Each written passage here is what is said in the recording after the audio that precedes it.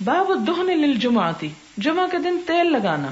حدثنا آدم قال حدثنا ابن ابی ذئب عن سعید المقبری قال اخبرنی ابی عن ابن ودیعہ عن سلمان الفارسی قال قال النبی صلی اللہ علیہ وسلم، آپ صلی اللہ علیہ وسلم نے فرمایا، لا یغتسل رجل یوم الجمعۃ، نہیں غسل کرتا کوئی شخص جمعے کے دن، ویتطہر ما استطاع من طہر، اور پاک ہوتا ہے جو استطاعت رکھتا ہے پاک ہونے میں یعنی صفائی کرنے میں، ویدہن من دہنہ، اور تیل لگاتا ہے اپنے تیل میں سے، اور یمس من طیب بیتہ، یا خوشبو لگاتا ہے اپنے گھر کی خوشبو میں سے، ثم یخرج، پھر وہ نکلتا ہے، فلا یفرق بین اثنین، پھر نہیں وہ جدائی ڈالتا دو لوگوں کے درمیان، ثم یصلی، پھر وہ نماز پڑھتا ہے، ما کتب لہ، جو اس کے لیے قسمت میں ہو، ثم ینصت، اور پھر چپ رہتا ہے، اذا تکلم الامام، جب امام بول رہا ہوتا ہے، الا غفر لہ، یہ جو پہلے لا آیا نا اس کی نفی کر رہا ہے یہ الا، مگر یہ کہ اس کے لیے بخش دیے جاتے ہیں، ما بینہ و بین الجمعۃ الاخری، جو اس جمعے اور دوسرے جمعے کے درمیان گناہ ہو چکے ہوں. اب اس میں کیا کیا چیزیں پتہ چلتی ہیں کہ جمعے کا حق کیا کیا ہے. نمبر 1 غسل کرنا، نمبر 2 خوب صفائی کرنا اپنی، یعنی صرف غسل کی بات نہیں آئی بلکہ یتطہر ما استطاع من طہر، یعنی ڈیپ اپنی اچھی طرح صفائی کرنا، اور پھر ویدہن من دہنہ، یعنی تیل وغیرہ لگانا، جس سے ظاہر ہے کہ اس زمانے میں میک اپ کے لیے ایک تیل ہی جیسی چیز تھی، یا اپنے آپ کو مزید چمکانے کے لیے، جبکہ اب اور بھی چیزیں ایجاد ہو چکی ہیں. مراد اس میں یہ ہے کہ اپنے صفائی اور میک اپ وغیرہ کا خیال کرنا. او یمس من طیب بیتی، اپنے گھر والوں کی خوشبو میں سے کچھ لگانا. عموماً یہ ہوتا ہے کہ عورتیں ذرا خوشبو وغیرہ سمیٹ کے حفاظت سے رکھتی ہیں اور مردوں کو لگانے کے لیے انہی سے مانگنی پڑتی ہے، تو اس لیے کہا گیا من طیب بیتہ. ثم یخرج، پھر وہ تیار ہو کے ٹھیک ٹھاک صاف ستھرا خوشبو لگا کے تیل لگا کے صاف کپڑے پہن کے نکلتا ہے. اور مسجد میں اب جا کے کچھ حقوق مسجد کے ہیں کہ جب جا کے بیٹھے تو دو بیٹھے ہوں کے بیچ میں نہ گھس کے بیٹھے. ہو سکتا ہے ان دونوں کی دوستی ہو، وہ دونوں ایک دوسرے کے پاس بیٹھنا پسند کرتے ہوں، لہٰذا ان کے اندر مت گھسے، یعنی ان کے درمیان جدائی نہ ڈالے. ثم یصلی، پھر نماز پڑھے، ما کتب لہ، جو بھی اس کی قسمت میں ہے نماز پڑھنا. ثم ینصت، پھر چپ بیٹھے، کب؟ اذا تکلم الامام، جب امام کلام کر رہا ہو. تو ایسا شخص جو اس ادب اور احترام کے ساتھ جمعے کی نماز ادا کرتا ہے، اس کے لیے وعدہ ہے کہ پھر اس کے 1 ہفتے کے گناہ معاف ہو جاتے ہیں. یعنی یہاں پر جمعے کا اہتمام جو ہے اس کی خاص طور پر تعلیم دی جا رہی ہے، اور عورتوں کو خوشبو وغیرہ بھی پاس رکھنے کی تعلیم ہے. حدثنا ابو الیمان قال اخبرنا شعیب عن الزہری قال طاؤوس قلت لابن عباس ذکروا ان النبی صلی اللہ علیہ وسلم قال اغتسلوا یوم الجمعۃ واغسلوا رؤوسکم، کہ جمعے کے دن نہاؤ اور اپنے سر بھی دھو، یعنی کوئی صرف نیچے نیچے کا حصہ نہا کے نہ آ جائے بلکہ سر بھی دھوئے. وَإِن لَمْ تَكُونُوا جُنُبًا، اگرچہ تم جنبی نہ ہو، کیونکہ عموماً انسان جنابت کی حالت میں سر دھونے کا اہتمام کرتا ہے، لیکن فرمایا کہ جمعے کے دن بھی سر دھو. اسی لیے پچھلی حدیث میں آیا کہ ایسا غسل کرے جیسے جنابت کے لیے کیا جاتا ہے. وَأَصِيبُوا مِنَ الطِّيبِ، اور خوشبو لگاؤ. قال ابن عباس اما الغسل فنعم اما الطیب فلا ادری. تو ابن عباس کہتے ہیں کہ غسل کا حکم تو ٹھیک ہے، لیکن طیب خوشبو اس کا نہیں مجھے معلوم کہ یہ بھی اسی درجے کا حکم ہے جیسے غسل کا، کہ اگر کسی کے پاس خوشبو ہے ہی نہیں بیچارے کے تب وہ تو گیا، تو نہیں اس کے اوپر وہ پابندی نہیں جتنی غسل، کیونکہ غسل تو پانی سے ہو جاتا ہے جبکہ خوشبو کے لیے پیسے بھی لگتے ہیں، تو اس میں دونوں کا حکم پھر ایک جیسا نہیں ہو سکتا کہ سب شاید افورڈ نہ کر سکے ایون خوشبودار صابن سے بھی نہانا. آپ دیکھ سکتے ہیں کہ اسلام میں کتنی وسعت ہے، اور اس چیز کا لحاظ رکھا گیا کہ لوگ اپنی حیثیت اور اپنی ضروریات کے مطابق بھی اپنے آپ کو صاف ستھرا رکھ سکتے ہیں. حدثنا ابراہیم ابن موسیٰ قال اخبرنا ہشام ان ابن جریج اخبرهم قال اخبرني ابراہیم ابن میسرہ عن طاؤوس عن ابن عباس رضی اللہ عنہما انه ذکر قول النبی صلی اللہ علیہ وسلم فی الغسل یوم الجمعہ فقلت لابن عباس ایمس طیبا، میں نے ابن عباس سے کہا کہ کیا خوشبو لگائے، او دہنن یا تیل، ان کان عند اہلہ، اگر اس کے گھر والوں کے پاس ہو. فقال لا اعلمہ، تو کہتے ہیں یہ مجھے معلوم نہیں. باب یلبس احسن ما یجد، پہنے عمدہ لباس جو وہ پاتا ہے، یعنی جمعے کے دن عام لباس سے بہتر لباس پہننے کی بات. حدثنا عبداللہ ابن یوسف قال اخبرنا مالک عن نافع عن عبداللہ ابن عمر ان عمر بن الخطاب رأى حلة سیراء عند باب المسجد. عمر بن خطاب نے مسجد کے دروازے کے پاس ایک ریشمی جوڑا بکتے ہوئے دیکھا. حلتن ایک جوڑا یا ایک ڈریس اوپر والا، سیراء ریشمی، عند باب المسجد مسجد کے دروازے کے پاس. فقال یا رسول اللہ، حضرت عمر کہتے ہیں اے اللہ کے رسول صلی اللہ علیہ وسلم لو اشتریت هذه، اگر آپ اس کو خرید لیں، فلبستها یوم الجمعہ، اور آپ اس کو جمعے کے دن پہنا کریں، وللوفد، اور جب وفد آتے ہیں آپ کے پاس مختلف ملکوں کے اس وقت پہنے، اذا قدموا علیک، جو آپ کے پاس آئیں، فقال رسول اللہ صلی اللہ علیہ وسلم، تو آپ نے فرمایا انما یلبس هذه من لا خلاق له فی الاخرہ، کہ اس قسم کے لباس تو وہ پہنتا ہے جس کا آخرت میں کوئی حصہ نہ ہو، یعنی اپنے لیے پسند نہیں کیا بہت قیمتی کپڑا.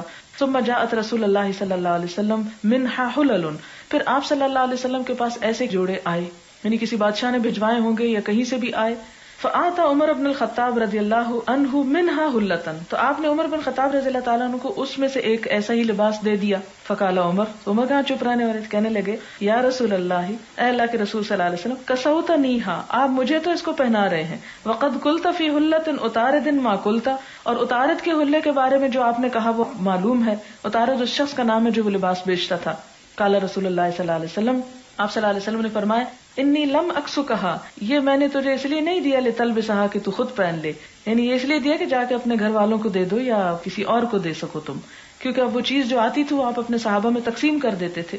تو یہ کہ ان کے پوچھنے پہ آپ نے فرمایا کہ یہ تم خود تو نہ پہنو، میں نے تمہیں پہننے کو نہیں دیا، لیکن مراد یہ تھی کہ تم آگے جس کو جائز ہے پہننا، جیسے عورتیں وغیرہ ریشمی لباس، تو ان کو دے سکتے ہو. فکساها عمر بن الخطاب رضی اللہ عنہ اخن له بمکہ مشرکا، حضرت عمر بن خطاب نے وہ اپنا جوڑا جو تھا اپنے ایک بھائی کو بھیج دیا جو ابھی مکہ میں شرک کی حالت میں تھا. یعنی اس سے کیا پتہ چلتا ہے کہ ایسی چیز غیر مسلم لوگوں کو بطور تحفہ دی جا سکتی ہے جو بذات خود تو حرام نہ ہو لیکن اس کا استعمال مخصوص حالت میں حرام ہو. مثلا شراب آپ تحفے میں نہیں دے سکتے، لیکن ریشمی کپڑا جو ہے وہ مرد کے لیے حرام لیکن عورت کے لیے حلال ہے، تو فی ذات ہی وہ حرام چیز نہیں ہے، یعنی ریشم حرام خود تو نہیں ہے، اس کا استعمال مرد کے لیے حرام ہے. لہذا آپ نے اس کو خود نہیں پہنا بلکہ اپنے کسی غیر مسلم بھائی کو بھیج دیا، اور بھائی سے مراد حقیقی بھی ہو سکتا ہے اور بھائی سے مراد یعنی دوست بھی ہو سکتا، فرینڈ. تو اس سے کیا پتہ چلتا ہے کہ نان مسلمز کو آپ تحفہ دے سکتے ہیں. باب السواک یوم الجمعہ، جمعہ کے دن مسواک کرنا. وقال ابو سعید ان النبی صلی اللہ علیہ وسلم یستنو، اور نبی صلی اللہ علیہ وسلم کے بارے میں ابو سعید کہتے ہیں کہ آپ نے حکم دیا کہ مسواک کیا جائے، جو پیچھے گزر چکی حدیث. حدثنا عبداللہ بن یوسف قال اخبرنا مالک عن ابی الزناد عن الاعرج عن ابی ہریرہ رضی اللہ عنہ ان رسول اللہ صلی اللہ علیہ وسلم قال لولا ان اشق علی امتی، اگر میری امت پہ یہ مشکل نہ ہوتا، او علی الناس، یا لوگوں پر، لامرتہم بالسواک مع کل صلاۃ، تو میں انہیں حکم دیتا کہ ہر نماز کے ساتھ مسواک کیا کریں.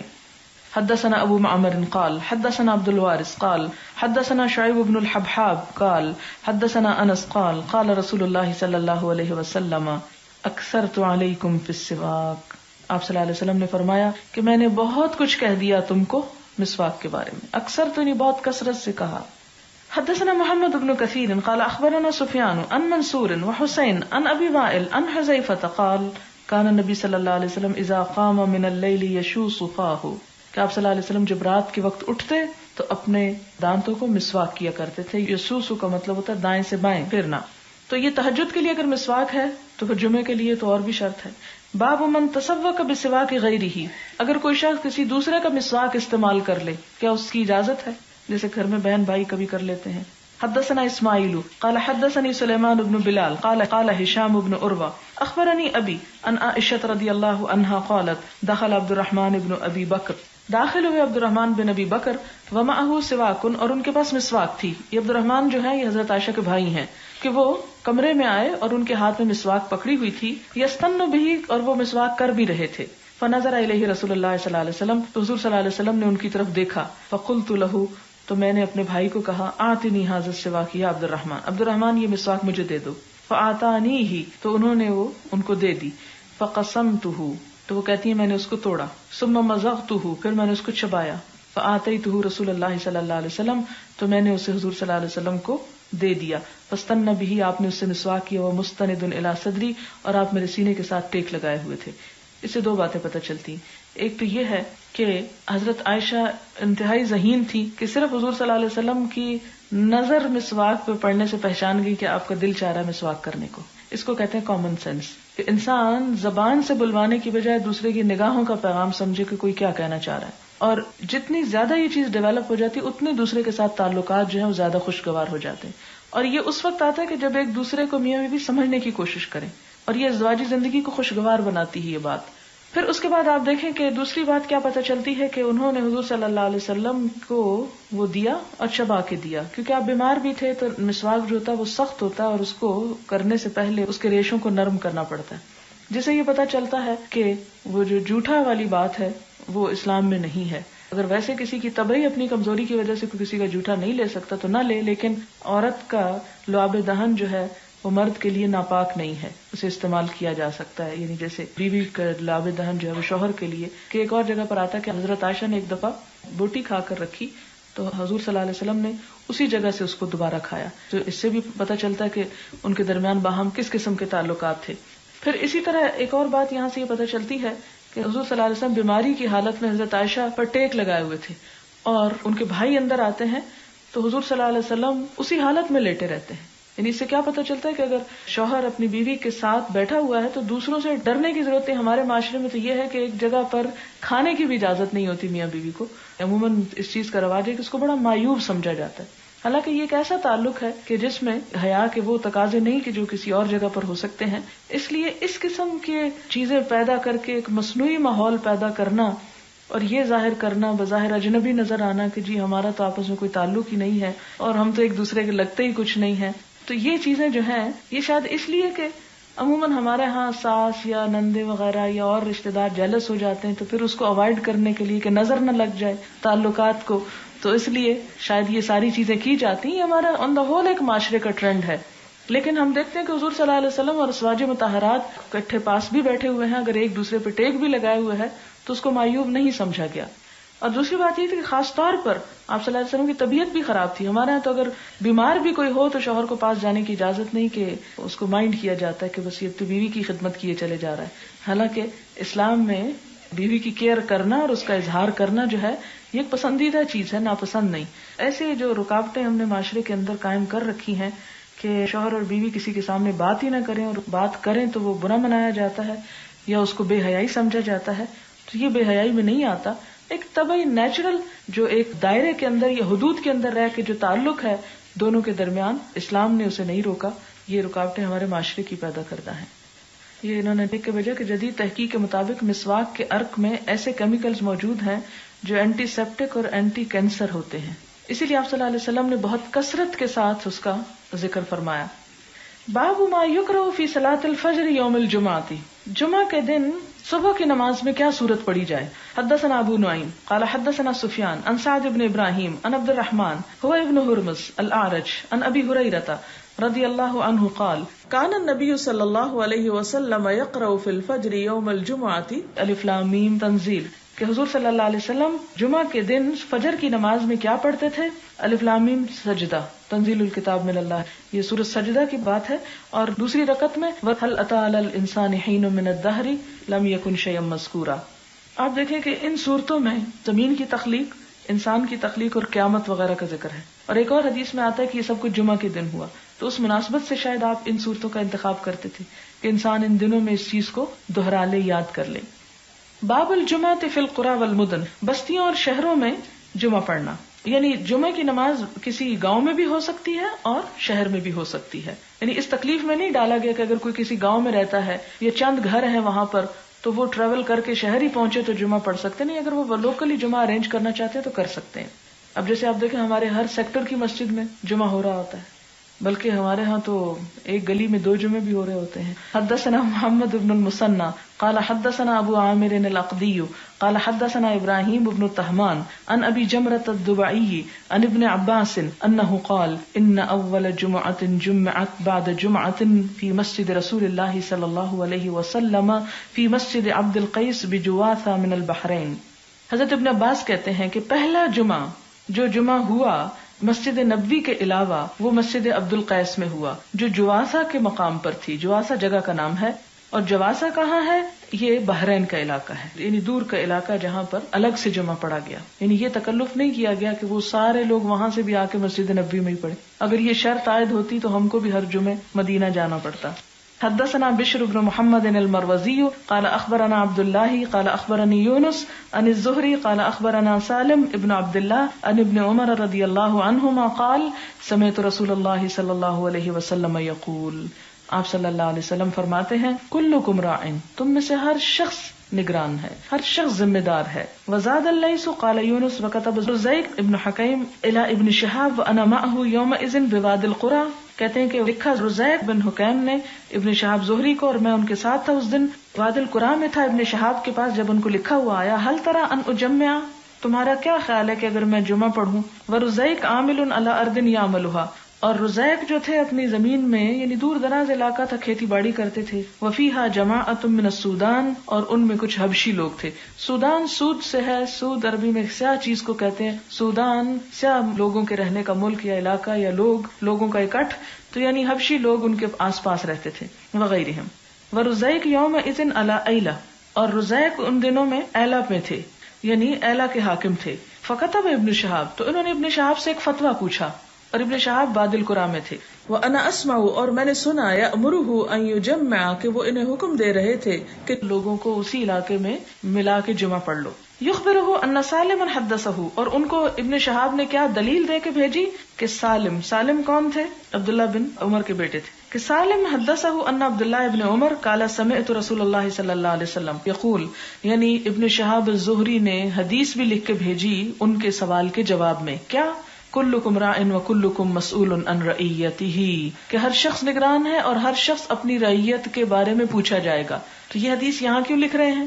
ان کو بتانے کے لیے کہ جس علاقے میں تم رہ رہے ہو وہاں کے حبشی لوگ جو ہیں وہ تمہاری رعیت ہیں، تم ان کے ذمہ دار ہو، لہذا ان کو جمعہ بھی پڑھا سکتے ہو. الامام راعٍ، امام بھی نگران ہے. الامام اب یہ مسجد کا امام بھی ہو سکتا ہے اور شہر کا امام بھی. ومسئول عن رعیتہ، وہ بھی اپنی رعیت کے بارے میں پوچھا جائے گا. والرجل راع فی اہلہ، اور ایک شخص بھی اپنے گھر والوں کا نگران ہے. وہو مسئول عن رعیتہ، اور اپنی رعیت کے بارے میں اس سے پوچھا جائے گا. رعیت سے مراد جن کی نگرانی اس پر لازم آتی ہو. والمرأۃ راعیۃ، عورت بھی نگران ہے. فی بیت زوجہا، اپنے شوہر کے گھر میں. مسئولۃ عن رعیتہا، اس سے اس کی رعیت کے بارے میں پوچھا جائے گا. والخادم راع، نوکر بھی راعی ہوتا ہے، نوکر بھی ذمہ دار ہوتا ہے. کس چیز میں؟ فی مال سیدہ، اپنے آقا کے مال میں. مسئول عن رعیتہ، اور اس سے پوچھا جائے گا اس کی رعیت کے بارے میں کہ جو اس کو کچن کا آٹا، دال، چاول، چینی، گھی دیا تھا اسے ضائع تو نہیں کرتا رہا، اس سے بھی سوال ہوگا. قال وحسبت ان قد قال، اور کہتے ہیں کہ میں یہ سمجھتا ہوں کہ اس نے کہا والرجل راع فی مال ابیہ، اور ایک شخص اپنے باپ کے مال میں بھی نگران ہوتا ہے. وہو مسئول عن رعیتہ وکلکم راع ومسئول عن رعیتہ، ہر شخص نگران ہے اور ہر شخص سے اس کی نگرانی میں دی ہوئی چیزوں کے بارے میں پوچھا جائے گا کہ ان کے ساتھ اس نے کتنی ذمہ داری نبھائی اور کتنا ان کا خیال رکھا. اس میں آپ دیکھیں کہ ایک تو یہ ہے کہ ایک انسان کسی بھی حیثیت میں ہے تو وہ نگران ہے، اور ایک یہ کہ اگر اس کے سامنے کوئی بھی نہیں، اکیلا کسی قید خانے میں ہے مثلاً، تو وہ کہے میں تو نگران نہیں ہوں، تو کلکم سے تو نکل گئے نہیں، وہ پھر اپنے ہاتھ پاؤں اور اپنے جسم اور اپنی صلاحیتوں پر نگران ہے، ان کا ذمہ دار ہے. اس سے یہ پوچھا جائے گا کہ اس نے اپنے جسم کا حق کتنا ادا کیا، ان سے اپنی قوتوں سے کیا کام لیا. اسی لیے وہ دعا پڑھتے ہیں نا کہ متعنا باسماعنا وابصارنا وقواتنا، کہ ہماری قوتوں سے بھی ہم کو فائدہ اٹھانے کی توفیق دے کیونکہ ہم اس پہ نگران بنائے گئے ہیں. باب هل علی من لم یشهد الجمعة غسل من النساء والصبیان، کہ عورتوں اور بچوں میں سے جو جمعے کے لیے حاضر نہ ہوں کیا وہ بھی نہا لیں. وغیرہم، اور ان کے علاوہ اور لوگ بھی. وقال ابن عمر کہتے ہیں انما الغسل علی من تجب علیہ الجمعہ. ابن عمر کی رائے یہ ہے کہ جمعے کا غسل اسی پہ واجب ہے جو جمعہ پڑھتا ہو. جو جمعہ نہ پڑھنے جائے، گھر میں رہ رہا ہے، تو وہ اگر غسل نہیں کرتا تو اس کے اوپر وہ پکڑ نہیں ہے. حدثنا ابو الیمان قال اخبرنا شعیب عن الزہری قال حدثني سالم بن عبد الله انه سمع عبد الله بن عمر يقول سمعت رسول الله صلی اللہ علیہ وسلم يقول. عبداللہ بن عمر حضور صلی اللہ علیہ وسلم کی بات بتاتے ہیں کہ آپ نے فرمایا من جاء منکم الجمعة فليغتسل، جو جمعہ پڑھنے آئے اسے چاہیے کہ غسل کرے. اس سے کیا پتہ چلتا ہے کہ بچے، عورتیں، معذور، مسافر، ان پہ جمعہ کا غسل واجب نہیں لیکن افضل ہے، پسندیدہ ہے، کرنا چاہیے. حدثنا عبداللہ بن مسلمہ عن مالک عن صفوان بن سلیم عن عطاء بن یسار عن ابی سعید الخدری رضی اللہ عنہ ان رسول اللہ صلی اللہ علیہ وسلم قال غسل یوم الجمعة واجب على كل محتلم. حدثنا مسلم بن ابراہیم قال حدثنا وہیب قال حدثني ابن طاووس عن ابيه عن ابي هريره قال قال رسول الله صلى الله عليه وسلم نحن الاخرون السابقون يوم القيامه بيد انهم اوتوا الكتاب من قبلنا واوتيناه من بعدهم فهذا اليوم الذي اختلفوا فيه فهدانا الله فغدا لليهود وبعد غد للنصارى فسكت ثم قال حق على كل مسلم ان يغتسل في كل 7 ايام يوما مسلمان پہ لازم ہے کہ 7 دنوں میں ایک دن ضرور نہائے. یغسل فیہ رأسہ و جسدہ، جس میں وہ اپنا سر بھی دھوئے اپنا جسم بھی دھوئے. رواہ ابان بن صالح عن مجاہد عن طاووس عن ابی ہریرہ قال قال النبی صلی اللہ علیہ وسلم للہ تعالی علی کل مسلم، اللہ تعالیٰ کا حق ہے ہر مسلمان کے ذمہ. کیا؟ حق ان یغتسل فی کل 7 ایام یوما، کہ 7 دنوں میں ایک دن تو ضرور نہائے. تو اس سے کیا پتہ چلتا ہے کہ عورتیں بھی نہائیں، یعنی جمعے کے دن، خواہ انہوں نے جمعہ نہیں بھی پڑھنا. یعنی عام دنوں میں بھی نہا سکتے ہیں لیکن وہ ثواب نہیں ملے گا جو جمعے کے دن کے نہانے کا ہے. اب چھٹی نہیں تو کیا کریں. حدثنا عبداللہ ابن محمد حدثنا شبابہ حدثنا ورقاء عن عمرو بن دینار عن مجاہد عن ابن عمر عن النبی صلی اللہ علیہ وسلم قال اذنوا للنساء باللیل الى المساجد. آپ نے فرمایا عورتوں کو رات کے وقت بھی مسجد آنے کی اجازت دو. حدثنا یوسف ابن موسیٰ حدثنا ابو اسامہ حدثنا عبید اللہ ابن عمر عن نافع عن ابن عمر قال كانت امرأة لعمر تشهد صلاة الصبح والعشاء في الجماعة في المسجد. حضرت عمر کی ایک بیوی صبح اور عشاء کی نمازوں میں مسجد میں حاضر ہوتی تھی. فقیل لها لم تخرجین، اس سے کہا گیا تم کیوں جاتی ہو. وقد تعلمین، حالانکہ تجھے پتا ہے، ان عمر یکرہ ذالک، کہ عمر اس کو ناپسند کرتے ہیں، ویغار، اور غیرت کھاتے ہیں. قالت، کہنے لگی، وما یمنعہ ان ینہانی، اور ان کو کس نے روکا ہے کہ مجھے روکیں، وہ پھر مجھے روکتے کیوں نہیں، روک لیں مجھے. قال یمنعہ قول رسول اللہ صلی اللہ علیہ وسلم، انہوں نے کہا کہ انہیں حضور صلی اللہ علیہ وسلم کا فرمان روکتا ہے کہ آپ نے چونکہ منع کیا ہے مردوں کو اس لیے وہ منع نہیں کر سکتے. کیا فرمان ہے آپ کا؟ لا تمنعوا اماء اللہ مساجد اللہ، اللہ کی بندیوں کو اللہ کی مسجدوں میں حاضر ہونے سے مت روکو. اور اسی پر قیاس کر سکتے ہیں علم کے لیے نکلنا، اور خاص طور پر دین کے علم کے لیے، اور عبادت بھی اس میں شامل ہو جاتی ہے. اس لیے بہت سے عورتیں پوچھتی ہیں ہمارے شوہر اجازت نہیں دیتے، ہماری ساس اجازت نہیں دیتی کہ ہم پڑھنے کو نکلیں، تو کیا اگر ہم پھر بھی نکل آتے ہیں تو گناہگار ہیں؟ گناہگار نہیں ہیں. ہاں، کوشش کریں طریقے سے انہیں منا بھی لیں ساتھ. اور یہاں حضرت عمر کا کیا پتہ چلتا ہے؟ غیرت، غصہ، خاندانی وجاہت، رسم و رواج سب اپنی جگہ، لیکن اللہ کے رسول صلی اللہ علیہ وسلم کی بات اپنی جگہ. یعنی اندر سے کھول رہے ہیں، روکتے نہیں ہیں بیوی کو. کیوں نہیں روکتے؟ کہ اللہ کے رسول صلی اللہ علیہ وسلم نے منع کیا ہے. یہ ہے اصل ایمان. باب الرخصت، رخصت ان لم يحضر الجمعۃ فی المطر، اگر کوئی بارش کی وجہ سے جمعے میں نہ جائے، یعنی اس چیز کی اجازت ہے. حدثنا مسدد قال حدثنا اسماعیل قال اخبرني عبد الحمید صاحب الزیادی قال حدثنا عبد الله بن الحارث ابن عم محمد بن سیرین قال ابن عباس لمؤذنه في يوم مطیر. ابن عباس نے اپنے مؤذن کو بارش کے دن میں کہا، اذا قلت اشہد ان محمد رسول اللہ، جب تم یہ کہہ چکو کیا اشہد ان محمد رسول اللہ، فلا تقل حی علی الصلاۃ، تو حی علی الصلاۃ مت کہنا، قل صلوا فی بیوتکم، کہنا کہ اپنے گھروں میں نماز پڑھو. فکأن الناس استنکروا، تو گویا لوگوں نے اس کو ناپسند کیا، تعجب ہوا ان کو. قال فعلہ من هو خیر منی، تو انہوں نے کہا کہ یہ بات اس شخص نے بھی کی تھی جو مجھ سے زیادہ اچھے تھے. ان الجمعۃ عظمۃ، کہ جمعہ تو فرض ہے، وانی کرہت ان اخرجکم، لیکن مجھے ناپسند ہوا کہ میں تمہیں گھروں سے نکالوں. فتمشون فی الطین والدحض، کہ تم نکلو مٹی میں اور کیچڑ میں، پھسلنے میں. دحض کا مطلب ہوتا ہے پھسلنا، یعنی پھسلن میں نکل کے پھسل کے گرو. اس سے بہتر ہے کہ گھر میں ہی نماز پڑھ لو. لیکن اگر سڑکیں مٹی کی نہ ہو اور پھسلنے کا ڈر نہ ہو، ویسے ہی بارش ہو رہی ہے اور پکی سڑک ہے، چھتری بھی اویلیبل ہے، تو اس صورت میں گھر نہیں بیٹھنا چاہیے، جمعے کے لیے چلے جانا چاہیے. یہ صرف اس صورت میں کہ جب جانا خطرناک ہو، گرنے کا، چوٹ کھانے کا، ہڈی توڑانے کا ڈر ہو. باب من این تؤتی الجمعہ، کہاں کہاں سے جمعہ کے لیے آیا جا سکتا ہے، یہ کتنی دور سے جمعہ کے لیے آنا چاہیے.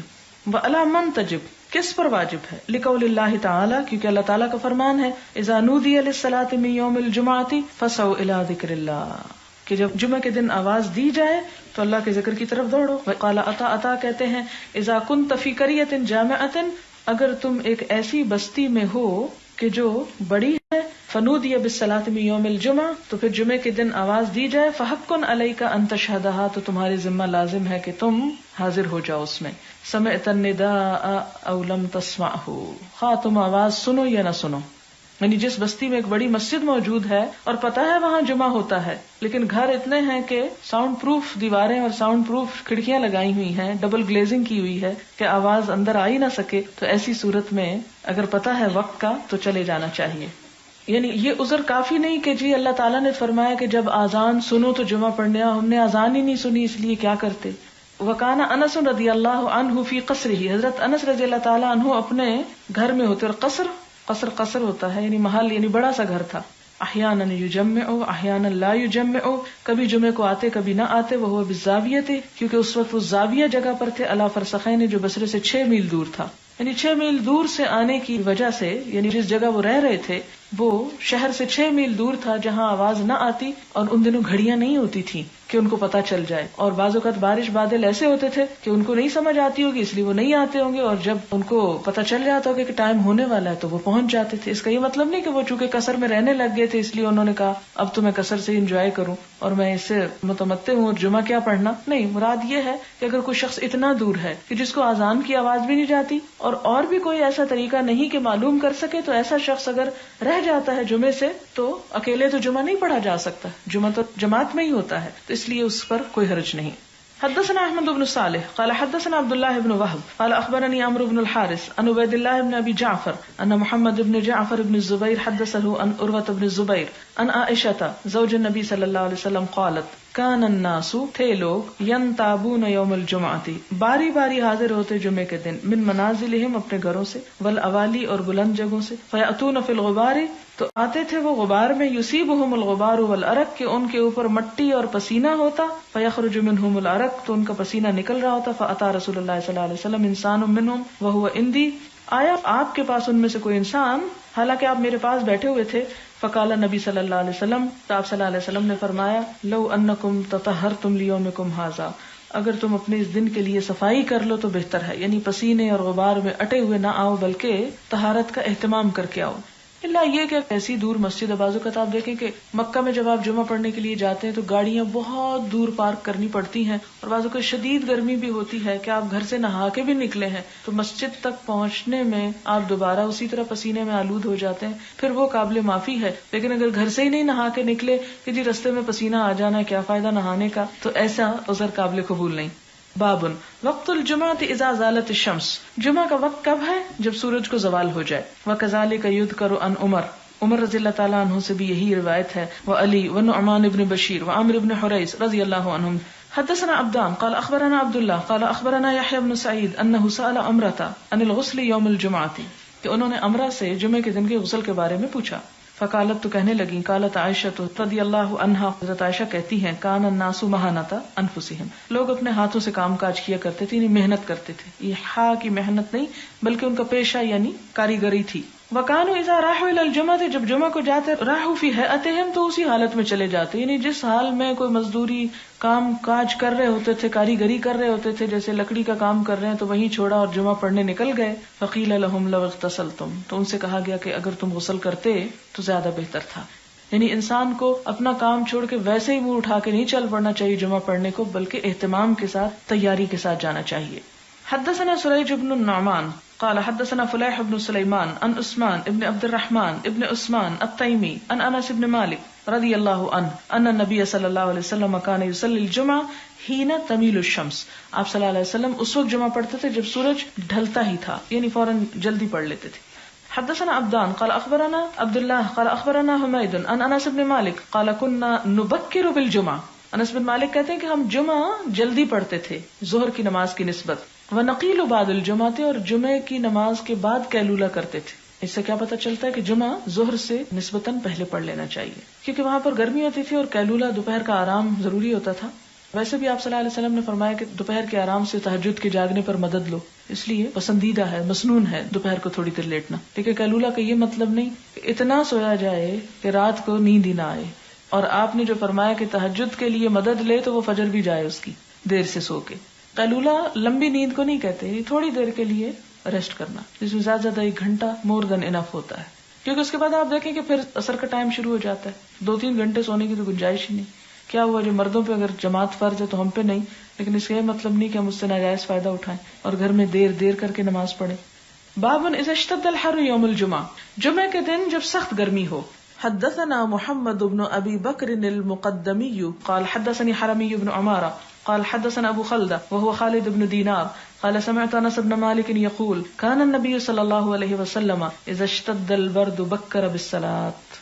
انس بن مالک کہتے ہیں کہ نبی صلی اللہ علیہ وسلم جب سردی سخت ہوتی تو جلدی نماز پڑھ لیتے. وَإِذَا اشْتَدَّ الْحَرُّ أَبْرَدَ بِالصَّلَاةِ، اور جب گرمی زیادہ ہوتی تو نماز کو ٹھنڈا کر کے پڑھتے دیر سے. یعنی الجمعہ، یعنی جمعے کے دن خاص طور پہ. وقال یونس بن بکیر اخبرنا ابو خلدہ وقال بالصلاة ولم يذكر الجمعہ. اور ابو خلدہ کی روایت میں کیا آتا ہے؟ نماز کا ذکر آتا ہے، جمعے کا لفظ نہیں آتا. وقال بشر بن ثابت حدثنا ابو خلدہ قال صلى بنا اميرنا الجمعہ، کہ ہمیں امیر نے جمعہ پڑھایا. امیر یہاں غریب کے مقابلے کا نہیں بلکہ حاکم مراد ہے. ثم قال لانس رضی اللہ عنہ کیف کان النبی صلی اللہ علیہ وسلم یصلی الظہر. تو پھر حضرت انس سے پوچھا کہ حضور صلی اللہ علیہ وسلم ظہر کی نماز کس وقت پڑھا کرتے تھے، یعنی اگر جمعے کا یہ وقت